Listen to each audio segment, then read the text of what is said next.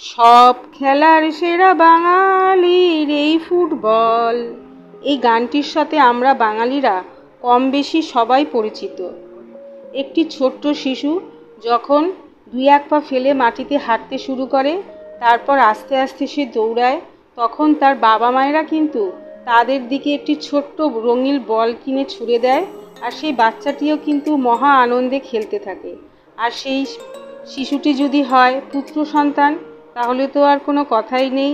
সে সারাদিন সেই বলটিকে সঙ্গী করে রাখে এবং তার সাথেই খেলা করতে থাকে।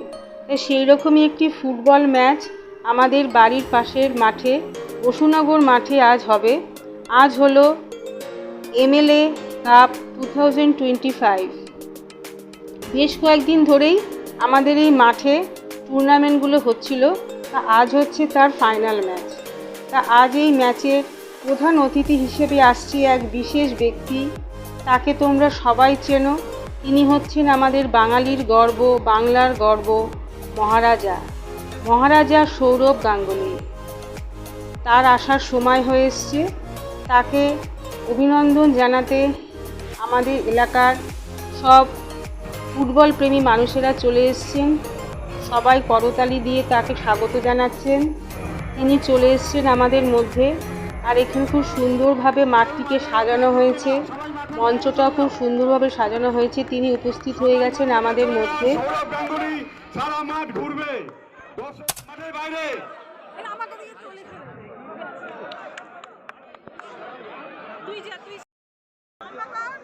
প্রত্যেকে মাঠে চলে যান। দর্শকদের কাছে অনুরোধ করছি, আপনারা মাঠের বাইরে চলে যান।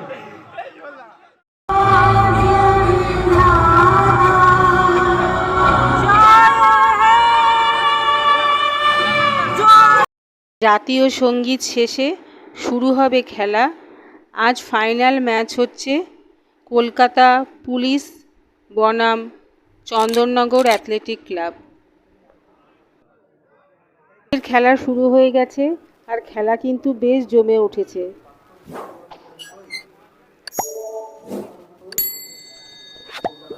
তাদের উদ্দেশ্যে বল। ধন্যবাদ। নমস্কার শ্রদ্ধেয় রতিনবাবু, আমার অত্যন্ত প্রিয় মনোরঞ্জন ভট্টাচার্য, বিকাশ মাঝি,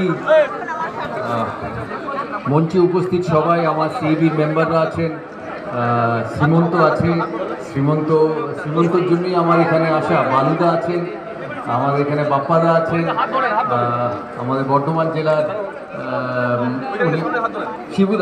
শিবুদা আছেন এখানে। শিবুদার জেলাতে কিছুদিন আগে গেছিলাম, শিবুদার আমন্ত্রণেই আমি কিছুদিন আগে বর্ধমান জেলায় গেছিলাম। কিন্তু আমার সবচেয়ে প্রিয় মনোরঞ্জন আর বিকাশ। শুধু বিকাশ নয়, বিকাশের নাম বললে আমার কৃষাণুর নাম মনে পড়ে।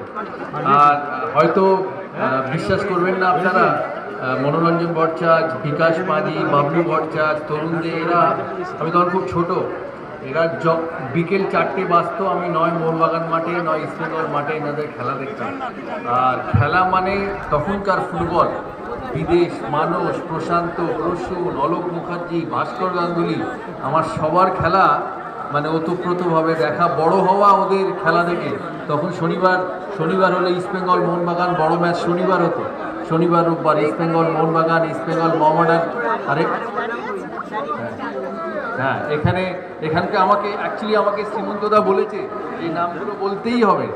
হ্যাঁ, অভিজিৎ বাবু, পার্থ চক্রবর্তী, রবীন ব্যানার্জি, রূপক ঘোষ, এখান থেকে প্রাক্তন প্লেয়াররা যারা খেলেছে ফুটবল।